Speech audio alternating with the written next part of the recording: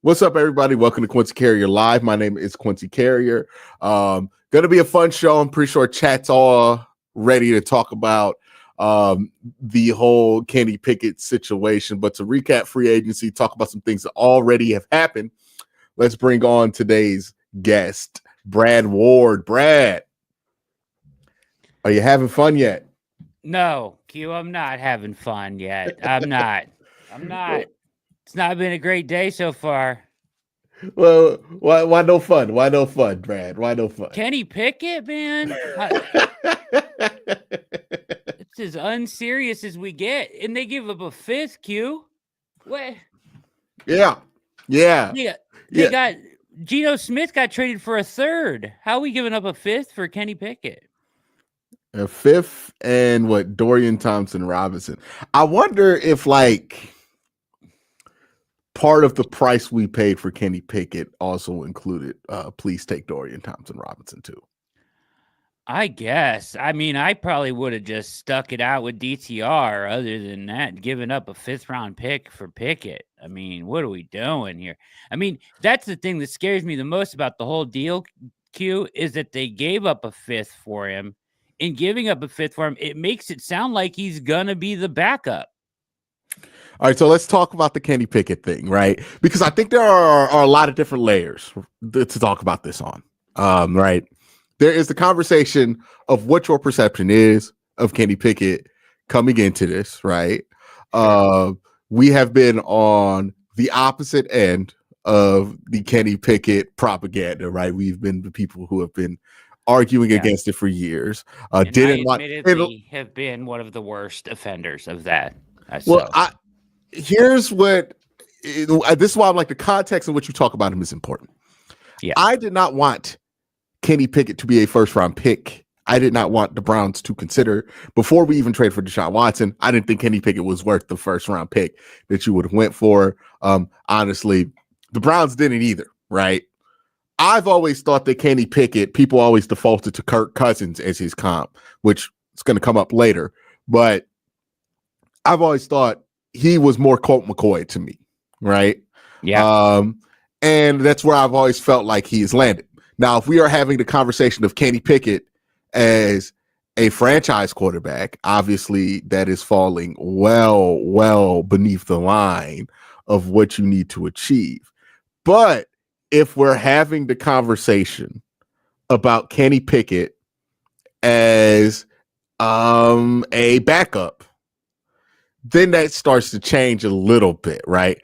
Me personally, I think a fifth year for him says he's the backup in the same way that Justin Fields was the backup for Russ, right?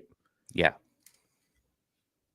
They're moving a fifth for him tells me that they believe he can be a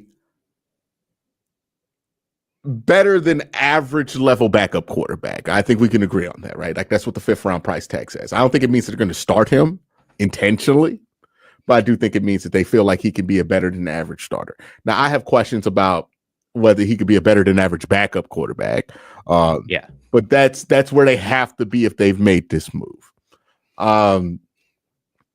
For me, I'm like, I would have rather just signed Jacoby Brissett. Maybe if you're interested in Kyle Trask. But to be fair, the prices for these quarterbacks has been significantly higher than what we've seen. We've seen what Justin Fields, who was in this position last year. Yeah, he cashed in $40 million, 30 of it guaranteed. 30 guaranteed, yeah. 35 a year for Sam Darnold. And none of it's on incentives, right? I got a question about that real quick. What the hell are the Seahawks doing? Why would you trade Geno Smith away to turn around and pay $35 million to Sam Darnold? I don't get that at all. I think it's hubris. I think they think, hey, we made Geno Smith into this. We can take another guy and extend that longer, right? Okay. I think they're greatly underestimating why Sam Darnold was the way that he was. Yes, but exactly. Yeah. Yeah, I think the Browns see this as that. I wonder how ridiculous the backup quarterback market has gotten because Jimmy Garoppolo got 11. And that's with my eyebrows. Well, he got up to 11. I think he got like he got the same deal that Jameis got last year. or not got like Jameis. That who got that deal? Somebody got a like an incentive up to deal that people report. Was it Jameis? I don't know. I think his base though is like 3.5 or 4. Yeah, I remember having a similar argument with Jameis Winston here, but like nothing he did in LA last year would indicate that like you felt like that was a possibility for Jimmy Garoppolo to get that up to deal. At least with Jameis, he had those 2 years he was a starter, right, to lean on, where he had that nice run to where okay, it makes sense that he get a up to $8 million deal or whatever it was. And like I'm wondering what was the market actually like? Like the Geno Smith trade, I just don't feel like they were trying to ship him to anywhere else other than Pete Carroll. Felt like that I haven't heard anybody else be like in that trade, right? So I don't know how much we can judge off that Geno deal because it felt like that was a we want to move on. We feel like Sam Darnold's better. Let's send Geno somewhere where he won't mind type of move there. But yeah, that's my thing with Kenny is how much of the reaction to this is based, and it's kind of a similar thing we talked about it with Kirk Cousins, where Kirk Cousins bugs me as a $45 million quarterback. As a $1.2 million quarterback, he does not, right? Yeah. And that's the thing. Kenny Pickett bugs me if you take him in the first round. Kenny Pickett bugs me if you spend that asset on him. If you're telling me you're going to spend the next 2 years trying to dedicate your franchise to him being a franchise quarterback. But with the whole Kenny Pickett thing, I wonder how much is just bugging me just because of that perception and this being somebody that publicly I just did not think was very good for what people were hyping him up to be versus does he fulfill the role that's going to be asked of him, which is can he be a backup quarterback, which look, he did this for the Eagles last year. I know people are saying he can't be a backup, but I mean, he was the backup quarterback for the Super Bowl team last year. And he did have to play. So how much did he play? He played like what, 3 quarters? Yeah, I guess. So here's my question. He had to start, right? Yeah. If he's he did. You're right. If they gave up a 5th for him, like I want somebody to tell me like, okay, that's fine. He's coming in to compete for the backup job. Like they should have, like the Browns should be bringing maybe 4 bodies into camp. Maybe you draft a quarterback, you bring in your starter, maybe Cousins, whatever it is, and then maybe you bring in another player to quarterback to compete with Kenny for the backup job. But just handing him the backup job, I feel is unserious. Oh, we'll see what else they fill out the room with, right? Because this is the first name. It's clear they're shaping out this whole room, right? Because I don't think anybody's left anymore. Zapp is gone. DTR is gone. It's Kenny Pickett. We know Deshaun Watson's not going to be active this year. So Kenny Pickett's just the first name they've brought in here. I do think I'm not saying he's going to be handed this backup job. What I am saying is that him being traded for a 5th round pick gives him the inside track. Because, it makes it feel like it for sure. Yeah, because 100%. It does. It's enough of an investment on him. And basically you're saying, hey, our old backup, we're trying to upgrade from him. We feel like Kenny Pickett's an upgrade who has a similar upside benefit that we felt like DTR had, where like DTR could be a starter if you just put the right things around him. Maybe they're looking at his overall body of work, which, to be fair to Kenny Pickett, as much as we clowned on him, was enough to get out the way at Pittsburgh at times for them to win games and get to the playoffs. Not saying that they won games because of Kenny Pickett, but he was enough to get out the way and allow their defense to win games or allow other elements of the team to win games, which, again, if we're talking about him in the context of a starting quarterback, as a franchise quarterback, not even close to good enough. But if you're talking about what you asked for, a backup quarterback, like if we were starting Case Keenum, that's exactly what you want out of Case Keenum.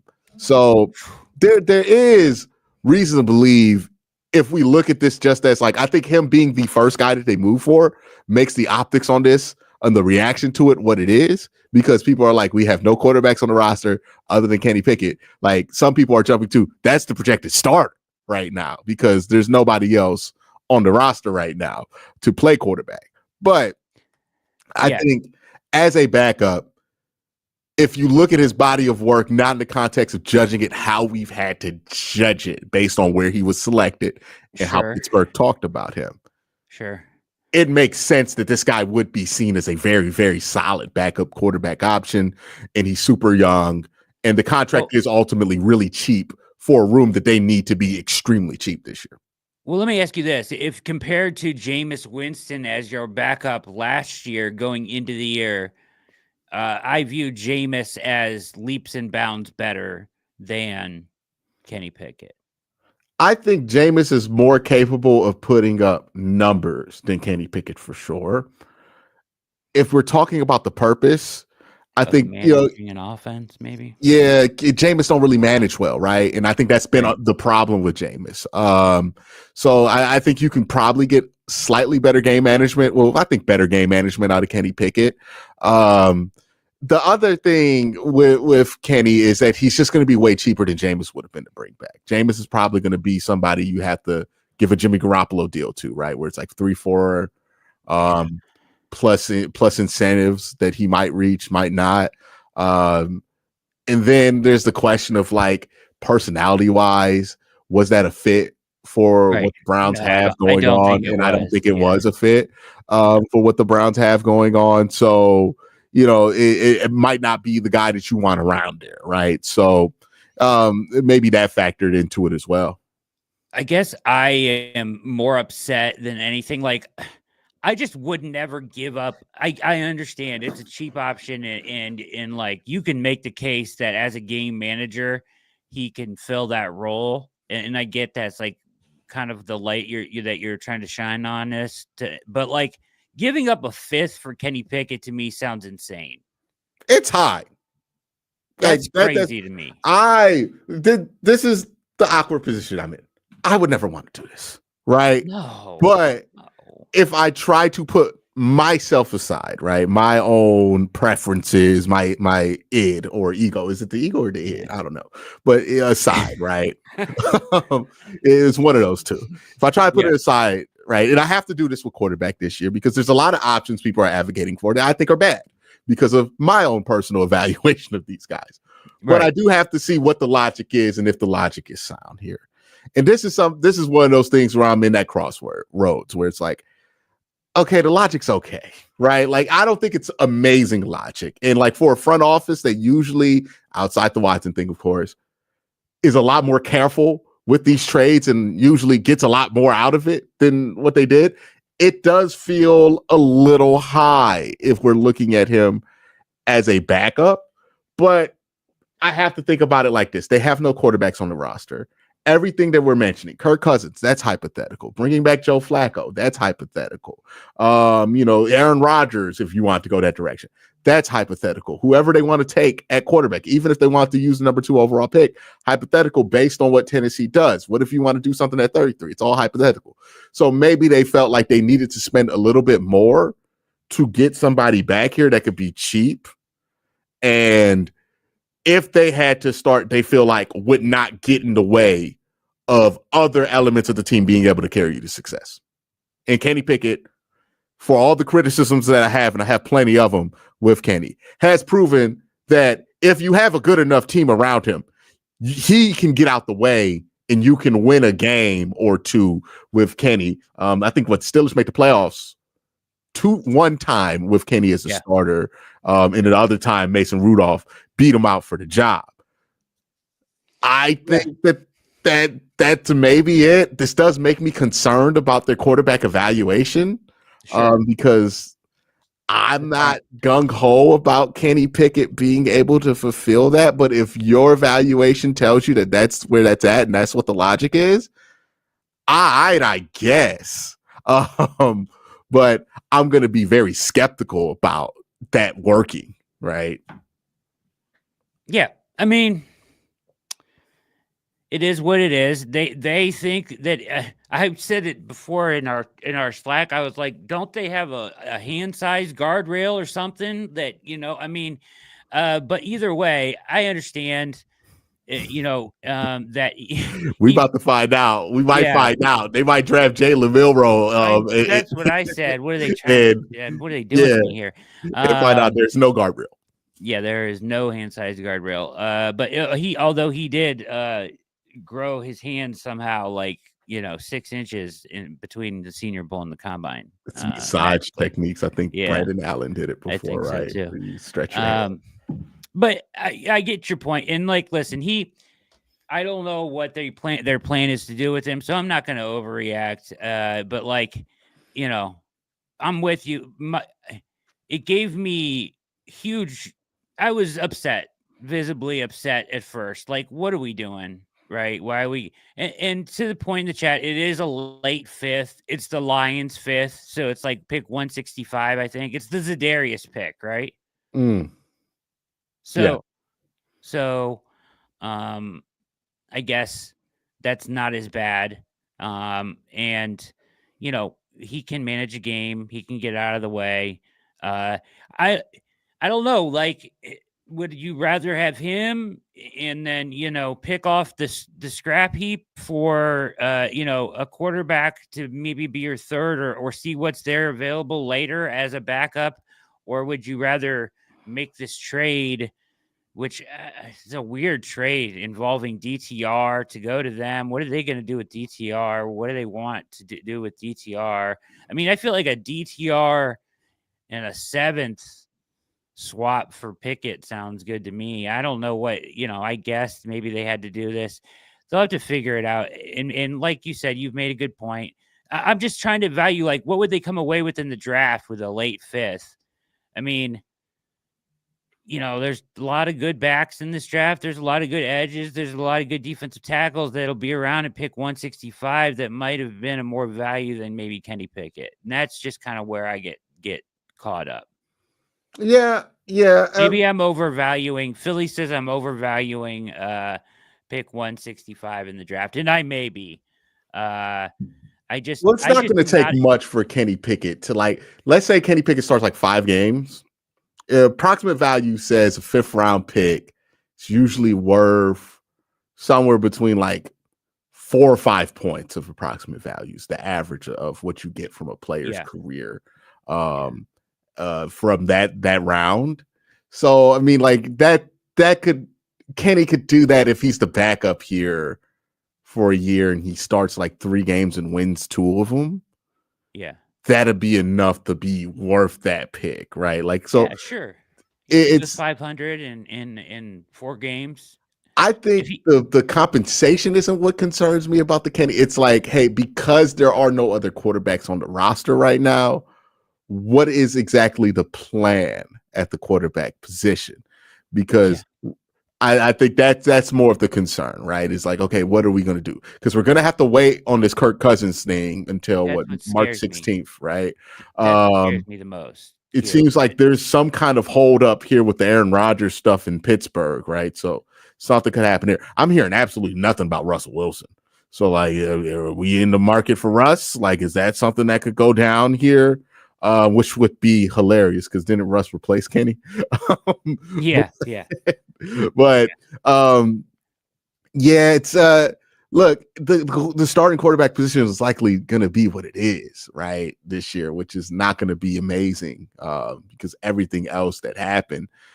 And I don't really know if there's going to be a way to swing that into anything other than like, hey, man, we're just going to have to try to roll through this for a year with what we can get here, and then hope that next year we're in a much better position to attack that spot. I also think there's a conversation. A lot of people are focusing on 2 for quarterback. I wonder if 33 is a more attractive spot for quarterback for the Browns, because you could trade up from 33 to go get Shador if he falls, and it's seeming like he's going to fall. I think one of these quarterbacks are going to fall in this year's draft class, significantly so, because I think if they fall out the top 10, they're going to fall pretty far until somebody trades up to get them. So I think 33, trading up there or sitting at 33 and maybe taking somebody like Jalen Milroe are where they're thinking quarterback is for this year. So, go ahead.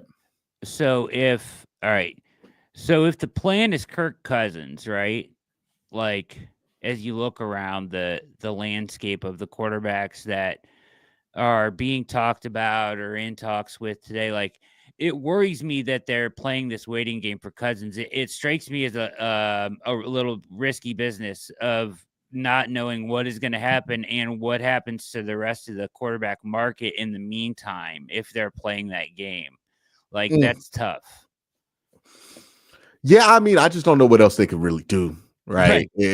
Like, so because they weren't going to be in on that Sam Darnold market, the No. Justin Fields price was just too extreme. So I guess, like, how much would Joe Flacco cost right now? Joe would probably be around vet min. Well, he got like almost 10 last year, so he probably like 4 or 5 million.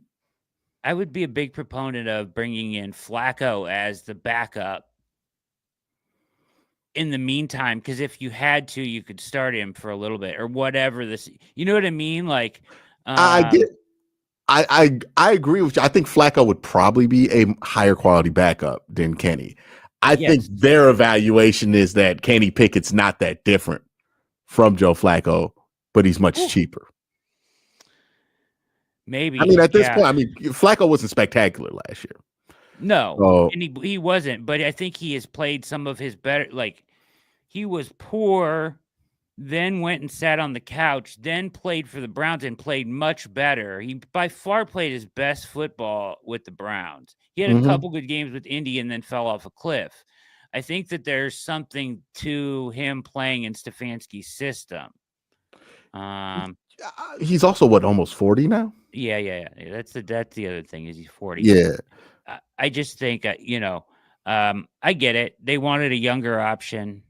And as Charlie Chuck saying Stefanski clearly chose Kenny because he doesn't turn it over. That's not really true though. Kenny was 15 touchdowns, Yeah. 14 interceptions throughout his career. And I they don't may know, go man. 4 quarterbacks. They may go 4 quarterbacks, and maybe Kenny ends up being a camp arm and gets beat out for, you know what I mean, the backup spot. This may just be like a placeholder right now.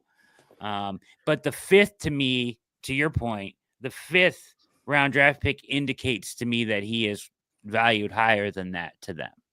Yeah, he's definitely going to be rostered, right? If we know anything about Andrew Berry, I mean, he doesn't cut 5th round picks, let alone people he has traded a 5th round pick for. So he's going to be on the active roster at the end of the 53-man cut down. You don't trade for somebody you're willing to leave up into the waiver wire, right? So yeah, he's going to be on the roster. I think he's probably going to be your backup quarterback. Again, I think a lot of this comes down to how it makes us feel at this given moment, because there's so much uncertainty about what they're going to do. We might feel completely different about this at the end of April. When we look at this and go, okay, well, Kenny slots in here. We have this, and then we drafted a guy at 33. So we really are just putting in layers between starting that guy at 33 and giving that guy that 6 to 8 weeks that we talked about, right? It could form out to be a plan like that. It could be a Pittsburgh last year plan where it's like it's Kenny Pickett, it's it's Russ or it's Kirk Cousins, and that's pretty much it. Maybe you draft like somebody super late, like a Dylan Gabriel or something like that. And you're just basically saying we're punting this quarterback conversation down till next year. You go get Aaron Rodgers or something like that. I think this is the first move and a move of many for the Browns quarterback room. And that's the only thing I would caution Browns fans is like, hey, this is not a definitive move at quarterback for them. I don't think this is their final move at the position. I think this is just the opening move. Well, for sure. Yeah. I just, as we both kind of agree, it's not my favorite move they've ever made. I was pretty harsh earlier. I was calling it unserious and ranting and raving around, but I get it. There's a lot more to come with this room, so I'll reserve judgment a little bit to what they decide to do with it. Let me ask you this: with the Titans and the Dan Moore move and the other moves they've made, does that indicate anything to you about what they're going to do at 1? they signed Dan Moore for so much money, you would think that means they're going to go Quarterback. for quarterback, but it might be that they're looking for, like, they could go for somebody older. They could be in that older quarterback market too. They were. Or it could be, hey, they see Dan Moore as a future left tackle, like, of the future for them, right? And they just want to lock that up long term, even though the plan is to get a quarterback later. Like, I don't know if Dan Moore's the move you make because you're like, we need to get the offensive line fixed right now. I think if that were to, like, if they were the team to trade for Laramie Tunsil, then I would be like, oh, they're definitely taking Camp Moore, because that is a move that you make for right now, right? Yeah. The Dan Moore one, I think this is just an evaluation of him from their eyes of he might be a left tackle in the future, which, to be fair, we see Dan Moore when he plays against Myles Garrett, and Myles Garrett makes him look terrible, right? I've made this argument, like, he's not as bad as Browns fans think. The only time we've seen him is literally on his worst days against Myles Garrett, which he does that to a lot of people. It's good that Myles is back on the team. But I do think that I don't think that they want to take a quarterback. I'm going to sit with that. I don't think they want to. I don't think they've ever wanted to take a quarterback. And there's too much smoke coming out of them for me to think that they're just like, why would, like, think about it like this, Brad. If you didn't want to take a quarterback and then nobody else wanted to trade up for that quarterback, would that make you feel better about taking the quarterback number 1 overall? If you're the Titans? Yeah. No.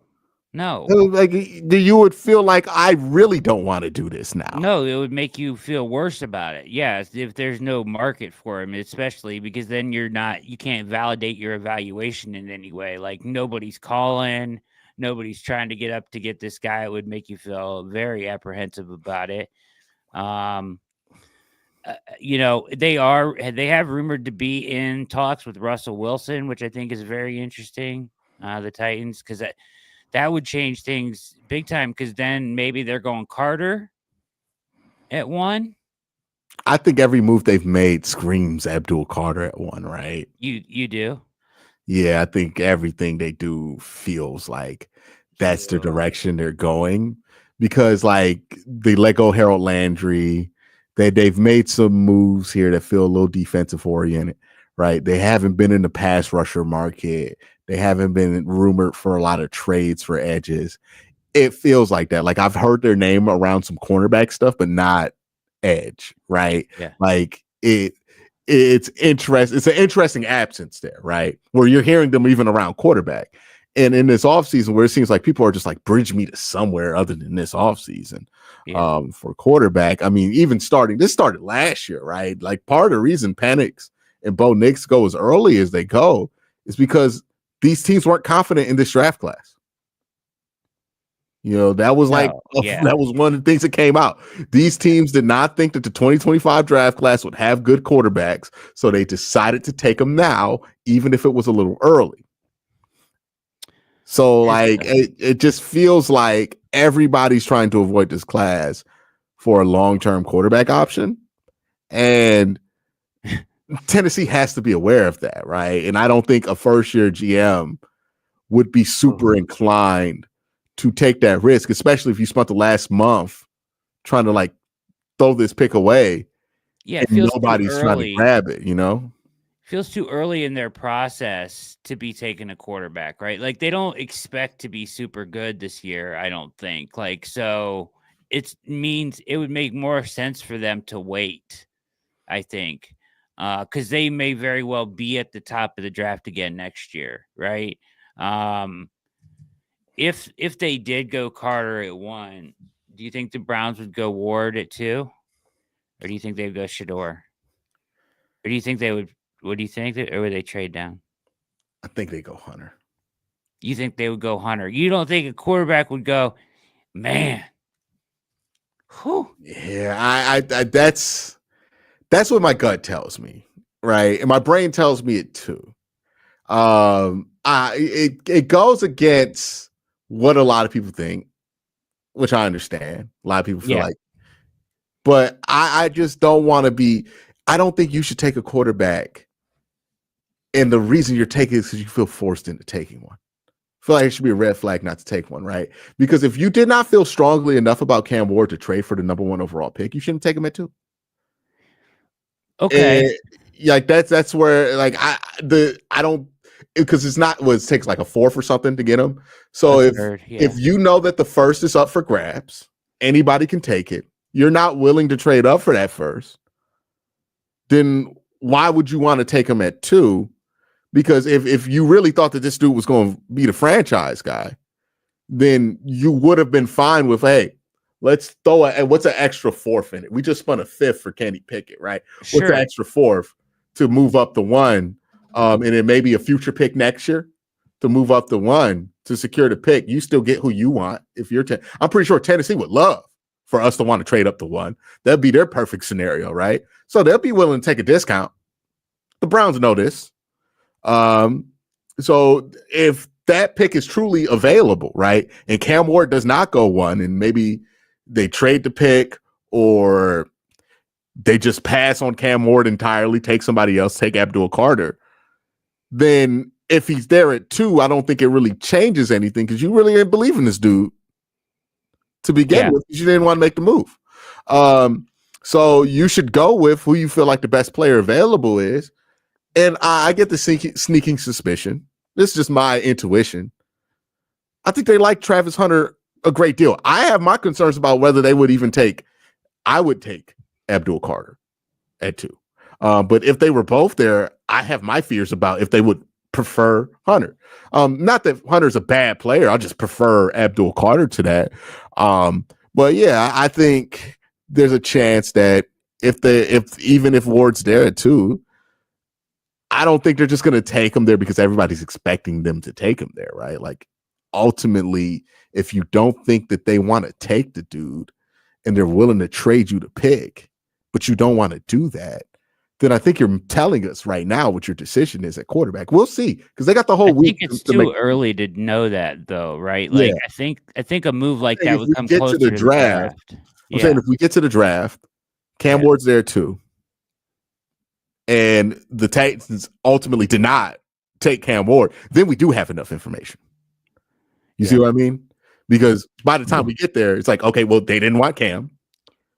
We've heard all this stuff. Wanted to trade the pick. If they just felt like they read the board well enough to know that they weren't going to pull the trigger on him, and they think he's sitting there, or you just think if you know, and if you want somebody bad enough, you just give up the pick to make sure you get the guy. If you think that's a franchise quarterback, if you think that's a franchise quarterback, you get the guy. You make sure you don't run the risk, because it's not, we trust that Tennessee's not going to take. What if Tennessee trades that pick? Like, if you built this whole thing around the ideal of drafting this guy at 2, and Tennessee does not take, Tennessee trades that pick to New York takes this guy at 2, you look like an idiot. Yeah. Right? Like, you got to secure it if you think that's a franchise quarterback. That's what I'm saying. It's in the realm of possibilities that they love. I think it's in the realm of possibilities that they love Ward. And if that's the case, we'll know, because I think they'll make a move. They'll make a move for him, right? If they make a move for him, I'm more okay with that pick than if they just sat there and took him at 2 because everybody thought they should take him. Yeah. Because I think those are 2 different reasons to take a guy with 2 different outcomes that can result because of why you take a guy there. That's the distinction I kind of run into. Is like, I really want, if they want to go after a quarterback, I want it to be because they believe in him. Totally. And if Cam Ward's just sitting there too, and you've let you've let the Giants call, you've let all these other teams call before you secured it, then I start to have my concerns about, okay, do you actually believe this? Because like most of the years you get your quarterback at 2, it's because there's another quarterback that that team wants. Right? It's, I can get CJ Stroud because we know that the Panthers are gonna take Bryce Young, right? Yeah. Like, that has been told. Or there's a definite situation going on there. But if you're taking a quarterback at 2 and there's no consensus guy, like even the Bears, they knew Miles was going 1. The question was if the Browns would be the team that took him, but there was no question about if Miles was going number 1. Right. But it's like, if that's not the situation in front of you, then you really got to ask questions about why this guy's going to be there too. If you think he's the only quarterback in this draft that's going to be a franchise guy. Yeah, I'm with you. I think that they would they would go get him. If they like him enough to think that he's their guy, they should have the conviction to spend one pick and go get him. And we won't know that for some time, I don't think. You don't think they feel that way though. You think it's going to come to, you think it'll be that it's between. Here's my thing with you mentioned Hunter at 2. I just don't know if you can justify taking Hunter that high. Like, and I don't get me wrong, I think he's special athlete. I just think, like, at some point, if you got to decide if you're going to take him as a wide receiver or a corner, and if the Browns have clearly view him as a wide receiver first, or at least that's what Barry said, right? And if you view him as a wide receiver first, hold him up to the other wide receivers in the first round. If you still think he's the best, is he worth taking that high? I don't think so. Like, I think maybe 5 or 6 is more right but like right there today. But like it's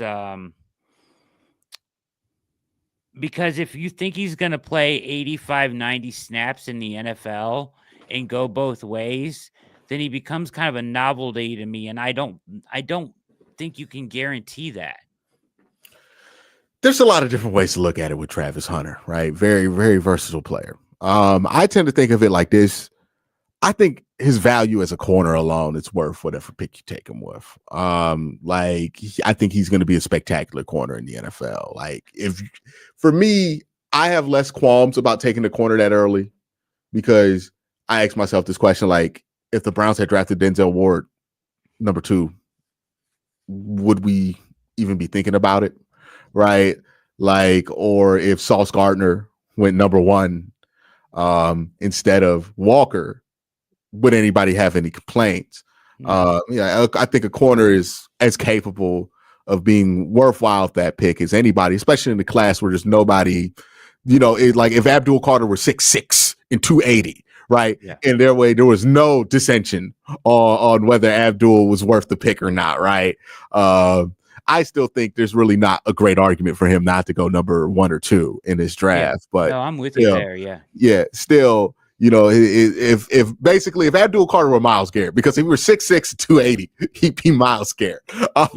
But yeah, if Abdul Carter were if there was a Myles Garrett in this draft, right, or something like that, obviously, then I wouldn't be for Travis. But the thing with Travis is this: special ball skills, and if you're a team that really like Jerry Jeudy, which the Browns are, you're probably going to be very, very high on him. And what we've heard, the Browns early on in the process, like Luther Burton, right? Very yards after catch guy. Travis Hunter is a better yards after catch guy than Luther Burton, in my opinion. More electric than he is. He's the best yards after catch guy in this draft class to me. And I can see them saying to themselves, look, if we draft this guy, and I think this is the underrated security of Travis Hunter. If you draft this guy, you feel like you're drafting a guy who could potentially be the best wide receiver in this class or the best corner or some mix of both where you get double value out of him and you're getting slot receiver production and number 2 cornerback from him, right? Like if you're able to get that out of him, then you feel like I got 2 players with this pick. Or you can say to yourself, okay, we'll try him out at corner. If it doesn't work out at corner, we can pivot to, we can play him at wide receiver. Right. So that feels like bus protection to them, where it's where it's like, okay, bus protection part of it, but the two-way part of it, I can't buy into until I see somebody do it. I just feel like it's too hard in the NFL. That's true. And I brought up this analogy with the Cavs. People are not creative, right? In general, people, when Steve Jobs brought out the iPhone, all Steve Ballmer could do was talk about how it doesn't have a keyboard. Right? How's that going to work? Nobody's ever going to want to use that every day. And now we're using this every day. Right. So maybe for me, I just look at it sure, I don't think he's going to be able to do 2 ways in the NFL, but there might be a version of it that works. And if there's a single player that could make that work in the NFL, I do think it's him, because what he's special at wide receiver is not the stuff that requires him to be extremely skilled on the other side of the ball, right? This is stuff where he could be very good at running underneath, right? Maybe doing a little bit of that, maybe being an underneath man on mesh, running some deep routes, getting some 50-50 balls. Like if you feel like you can remember what they tried to do with Marquise Goodwin? Yes. If you feel like you can get that plus, right, out of him offensively, and then know that you can get a number 2 corner out of him on defense because you have Denzel Ward. So you don't need him to follow Jamar Chase, right? So it's a very different game. You're just going to ask him to play zone on the other side, which he's very, very good at. And he has incredible zone instincts. Then, you feel really good about your ability to do it. I think having Myles Garrett back also is a big deal in this conversation, right? Because if you feel like you can get the defense off the field very quickly, which this Browns defense with Myles the last 2 years in Jim Schwartz, they've been able to get off the field. They're not on the field that long. Even this year where they had a bit of a regression, they're not on the field that long. You feel like, hey, well, he's not even going to be out there that much, right?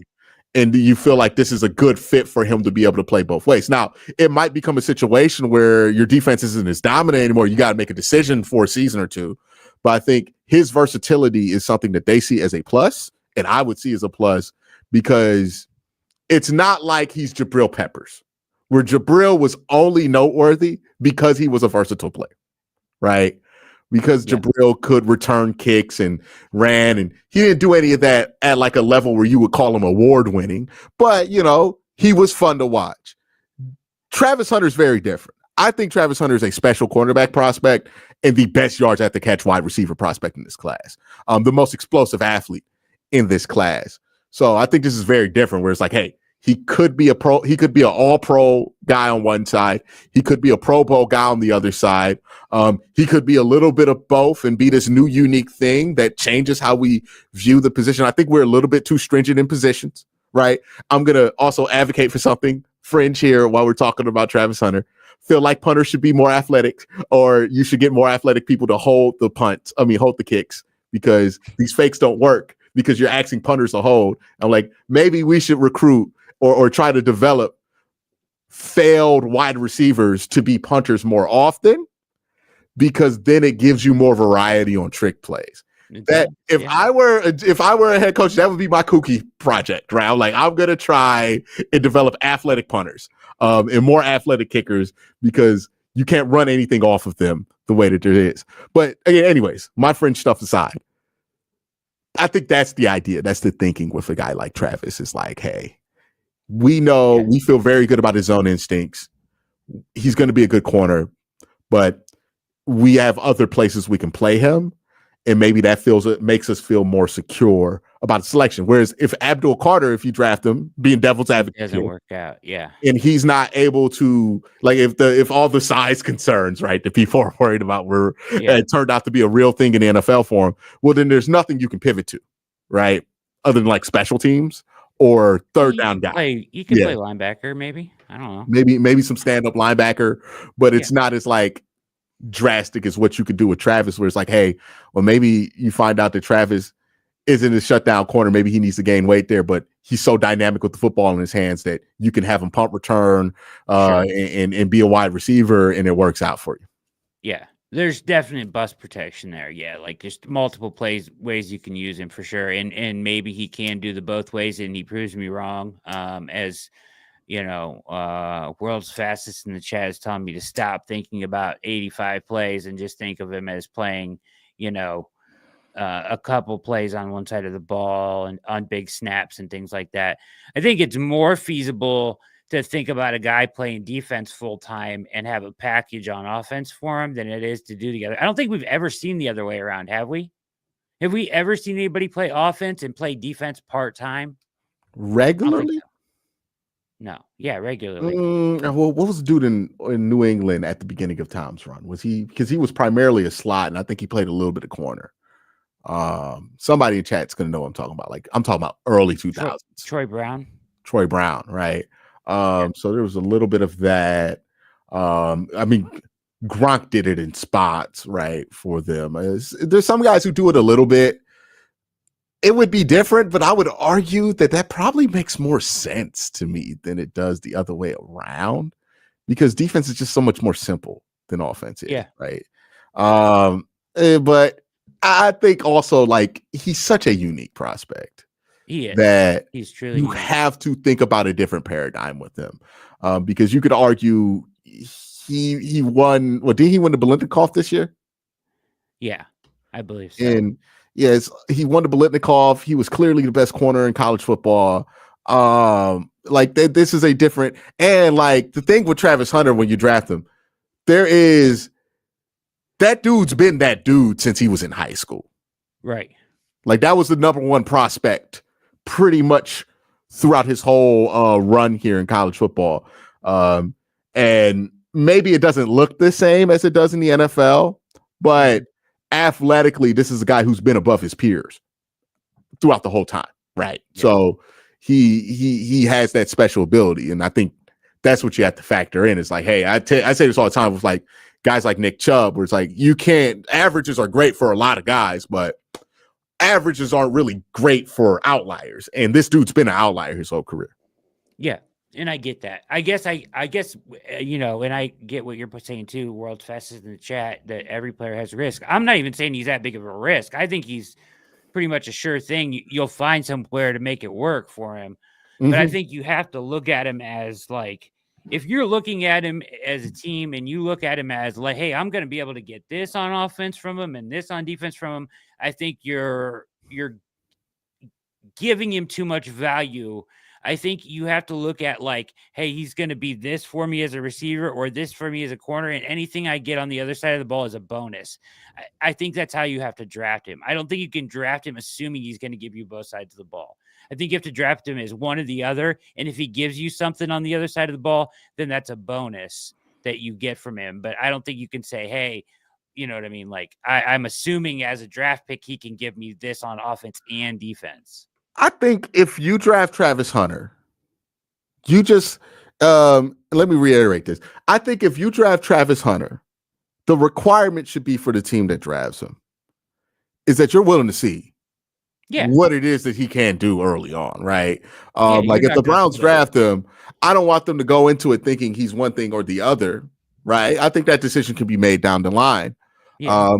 But in order to get the most out of him, you have to see what it is that he can actually do that he wants to, and then build your plan around that. Sure. Right. Like how well is he going to hold up? How many snaps can he play? How often should we put him offense versus defense? Is he a guy that like we're very just specific about the part of the field that we play him, where it's like, hey, we're not going to really have him in goal line very much, or he's not going to be in these certain packages, right? He's not going to be in run heavy situations. He's going to be our pass heavy guy, corner. We're going to go to our nickel guy that we go to. So he's in nickel, dime, maybe some sub packages. And then he's also in, our base 11, or maybe he's just not in your base 11. Maybe he's just in your 10. How many snaps? Because you can make it so that he gets a regular amount of snaps while playing both sides of the ball. Sure. And just basically have them on packages on both sides. So that's the thing. You just have to have, I think, the ability, the patience to say, hey, we're gonna see what this is for his first year, what he can do, what he cannot do, and what he can get better at on both sides of the ball, and then take it from there, because the talent is there to be an impact player on both sides of the ball.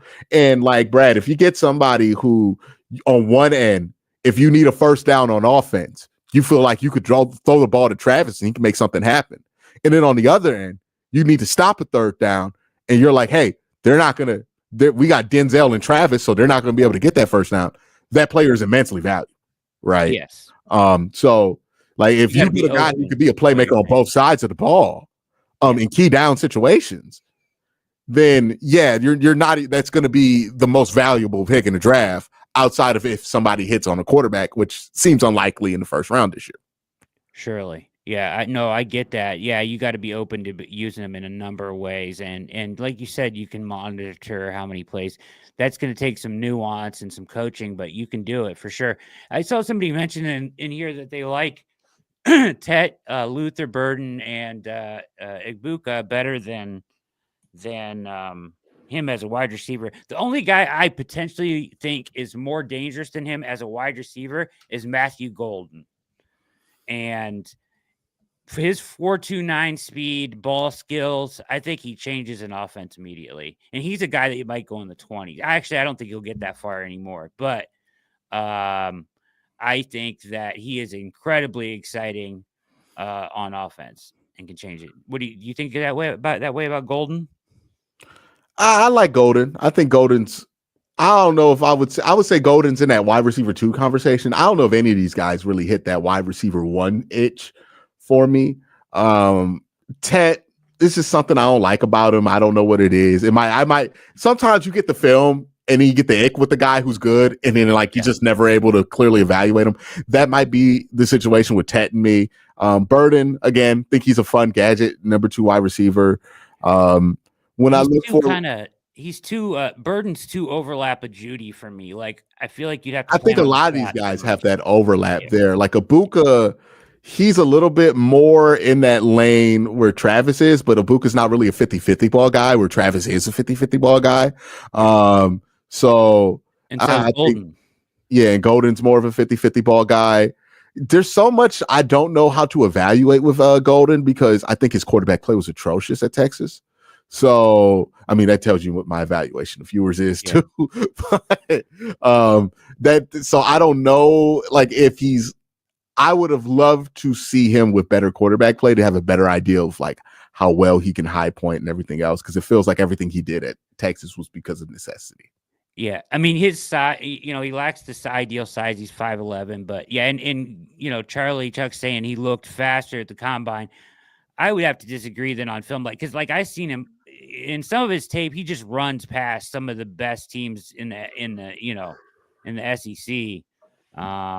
Just runs past safeties, runs past corners. I think he is an elite, take the top off. I think you can play him at any position, a wide receiver, Z, X, Y. I think he is going to be a steal for somebody. If they get him in the 20s, he may go higher than that. But for me, he's an offense changer. I like after the first round, if you're going to go Burden and you're going to go, Tet and Ibuka and Golden, after that, it's hard for me to find somebody I really love in this class. Mm-hmm. Yeah. All right. Real quick before we get out of here, we're going to do about 15 minutes here. Let's talk about some of the moves the Browns have made in free agency.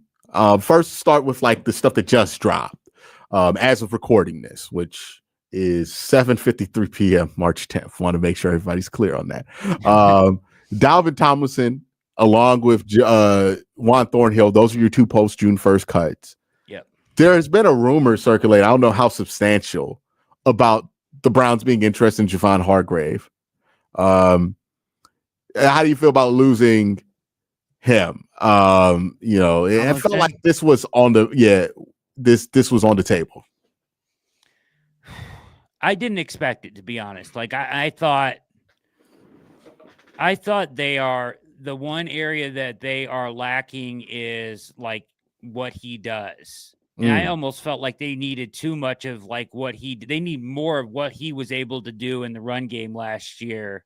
So like, okay, if you're going to get rid of him and you get 2 guys that can do the same thing, that's fine. But I need to see that. You know what I mean? And I realize there's savings there, there's cash savings there, and there's cap savings there with the post June 1st cut. But if you're going to get rid of Tomlinson, that's a guy that I could depend on for sure to be good enough on the offensive line. Like, you better replace him with 2 guys that can fill that role.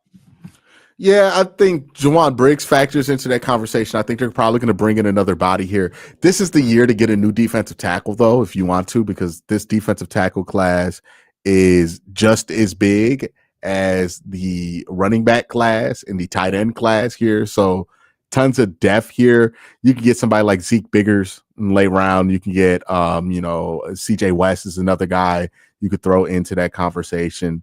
There are a ton of guys you can have that talk about with replacing him. And then you have Mike Hall, who's coming back. So Mike Hall is a 3-tech though, and even wider at times. Tomlinson could play the nose, whatever. If you want him to play inside and just take up space on rundowns and get pass rush push on third down, he could do both, right? At the same time. I think the problem is though they used him like a 3-tech most of the time. Right. When the Browns had him out there. Wide 9. Yeah. And I think what they've learned is that I think they were trying to okay, we'll have a guy who could be out there hybrid. We don't have to take him on and off the field. And I think what they learned is that it's just better to have that dedicated 1-tech to get whatever snaps there are. I think that's what Jawan Briggs is here for. Or maybe you can draft like a Zeke Biggers or somebody to be that 0 or that 1. And then focus everything else on having like these 3-techs that can get downhill, which is clearly the desire of what Jim Schwartz wants to do.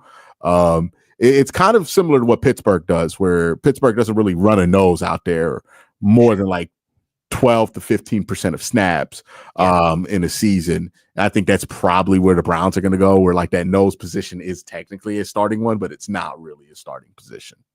Yeah. It'd be interesting what they do with that move. I'm not going to kill him for it right now. I hate to see him go because I was a fan, but I'm not going to kill him for it right now, and I'll wait and see how they handle that. All right, we talked about the Kenny Pickett move already. Let's talk about something we kind of touched on this when we talked last time on things I think I know about the Myles Garrett contract, and we were having this conversation. I think me and Jack Duffin are the only people who are talking about the no trade clause scenario for the Cleveland Browns. They signed this contract with Myles. They get it done till 2030. What I thought was interesting was that this was an extension. Now, I thought they weren't going to be able to get an extension. I think it's important that it is an extension because that $40 million doesn't hit until 2027, a year for him. Which by the time we get to 2027, $40 million for Myles Garrett, probably going to seem closer to a deal than what it feels like now. And Myles is one of those players you don't really care. You don't really pocket watch about how much they make because they're worth it. But the 40 mil for him, right? If we're just looking down the line, Will Anderson's going to get a shot at the apple. He's probably going to reset the market. Hutch, right? Hutch is coming up soon. I think he's next in line, right? 2026 offseason. He's going to get his 5th year in extension. What's his name in Dallas is next, I think. Oh, Micah. Micah's gonna. Was that this is next? Yeah, that's this offseason, right? Yeah. So, and knowing Jerry Jones, he's probably gonna make this worse by waiting. He always waits. Yeah, he always waits and pays people more than he needs to. It's crazy. Well, I think somebody referred to it as he always bought them airplane tickets 5 minutes before the plane departed. Yep, exactly. So. Yeah, so I think the price is going to go up. I think by the time you're at 27, you're probably looking at like 50 mil being the norm for an elite non-quarterback type player.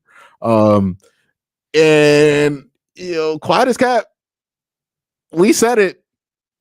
I think the Browns handled this quite well. They did. It's interesting people covering things that we usually applaud of organizations for doing. Yeah. And it's like a bad thing when the Browns do it. Because people made a big deal about the whole Jimmy Haslam didn't let him talk to him. But hey, look, the news came out that Jimmy said no to a meeting. Next thing we know, we got a deal done. Yeah. Seems like the right way to go about it. They handled it. They couldn't have handled it better in this situation. Like, they don't get it all right all the time, Q, but they got this one right for we sure. Just spent like an hour complaining about the Kenny Pickett trade.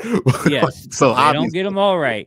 But they got that one right for sure. And you know what? I heard people saying today, like, oh, yeah, so what? Like calling him a liar about saying it wasn't about the money. I don't think that's it. I think that I think he went into the trade request thinking like there's 2 ways this can play out. Hey, I can force my way onto a contender and get the contract, or I'll just get a bigger contract.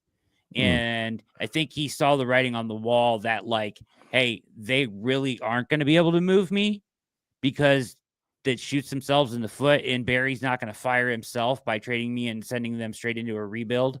So, and I think probably Clutch saw that and they said, okay, take the biggest contract, in history, non-quarterback. So it's been a constant saying, right, throughout this whole thing is that this is an NBA and Miles is operating as if this is the NBA.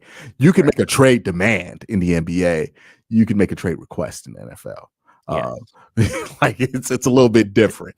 And I think with Miles, he ran into the reality of it being a trade request, not a trade demand. And the Browns made it obvious that they weren't going to move on him. And anybody looking at this situation objectively knew that the Browns weren't going to move off of him, because you can argue this is like Myles Garrett is definitely the best Brown since 99. As far as like, if you're looking at somebody outside of like an offensive tackle position, it gets dicey when you try to compare Joe Thomas to him. But like, as far as like profile combined with like level of play and like acclaim, this is the best player the Browns have had clearly since 1999. You can make the argument going back, Miles has eclipsed other guys who still have not made the Hall of Fame. Or he's going to be an instant Hall of Famer in a way that like a lot of Browns legends, even going back to the 80s, are not.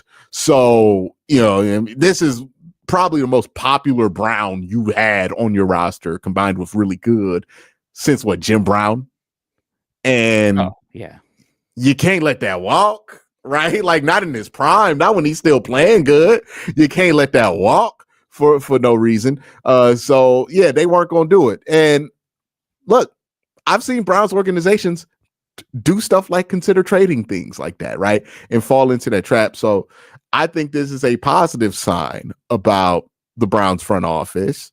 And I think the deal is ultimately a decent deal. It's expensive as hell, right? But it's for Myles Garrett. I don't mind spending a lot of money to keep Myles Garrett on the team, right? He's one of those players when we talk about like, oh, well, can you pay a wide receiver this much money? For Tyreek Hill, it's fine, right? Or for these players who initially get these crazy deals, it's fine.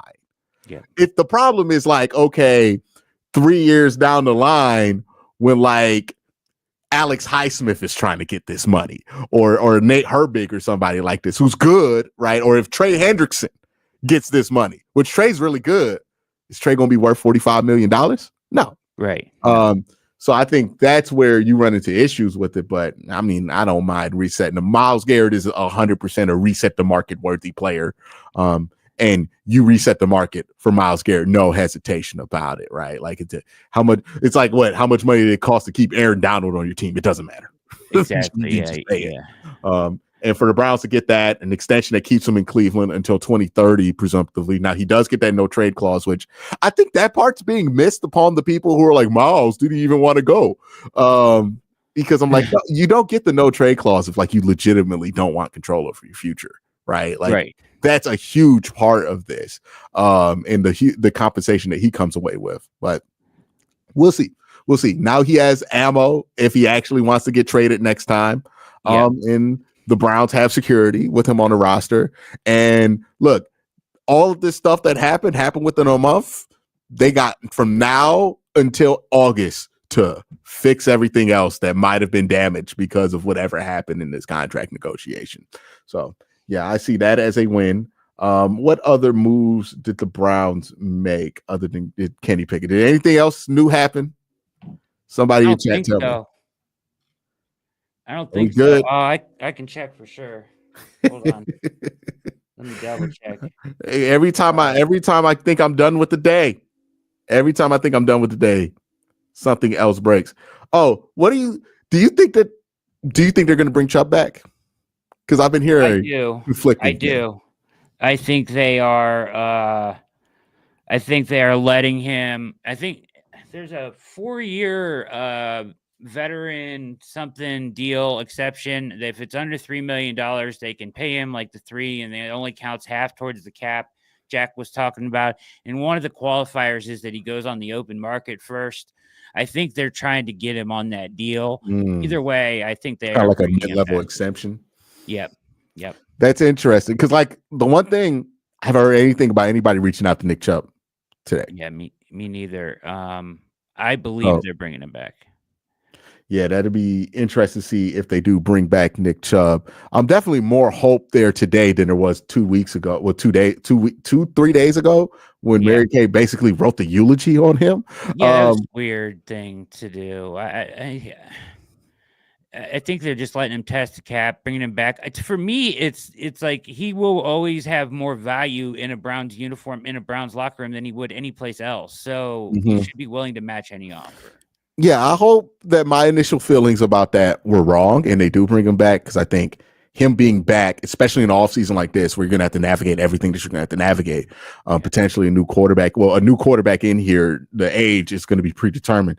I think you want as many vets of Nick Chubb's caliber and respect, so that you can get here. So, interestingly enough, but Brad, thank you for joining me. I know you have more work to do. So I'm going to get out the way here. Hope you guys enjoyed this last hour of Quincy Carrier Live.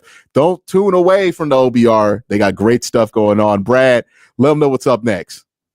We got our special Browns free agency kickoff special show coming right up next. Stay tuned to the OBR streaming network. Thanks, Quincy, for having me, brother.